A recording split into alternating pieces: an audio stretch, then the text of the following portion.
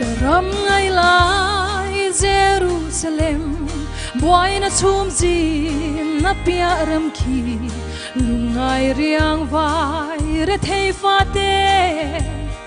eng thol na ram khi chun le zan reng om ngai lo ro pui na en ve ramani mangai lal nun ne man kata abuan say ram khi o khopui moi mangai lung tu kim la ram tu mi ta mu lo beram no me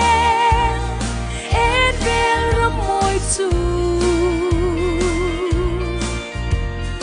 rang ka chak tua lai leng ten he kho vel ram reng hingai lovin beram no liam nu kha fakin ne na moi an sa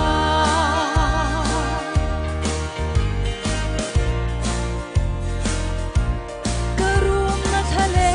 ra chang hiani ram lo la lang tur lam ka thira o ka ngak lel khopui moya ka chen ve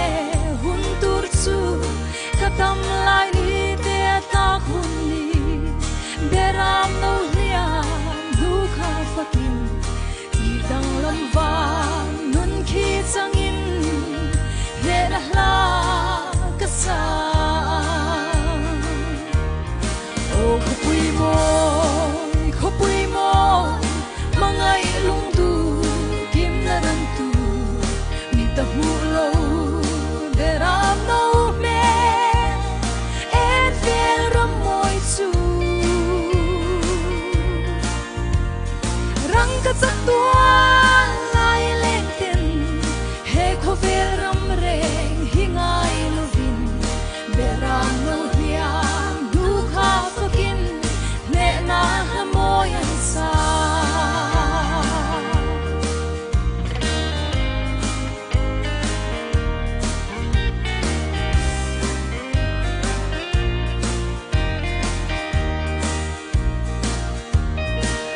Padan thu Zion mi Jerusalem mapuan chua Krista thi na le tho le na chan chin cha hi ani tu po he thu thung a cheng ta hang tu reng reng kan nei lo ve ta sak lo khopui moi khi Cantana ti amani o khopui moi mangai lung tu kim na ram tu mi ta hu lo beram no me et vel ram moi chu rang ka chak tua lai leng ten he kho vel ram reng hingai lovin beram no hiam nu kha fakin ne na moi an sa o khopui moi mangai lung tu kim la ram tu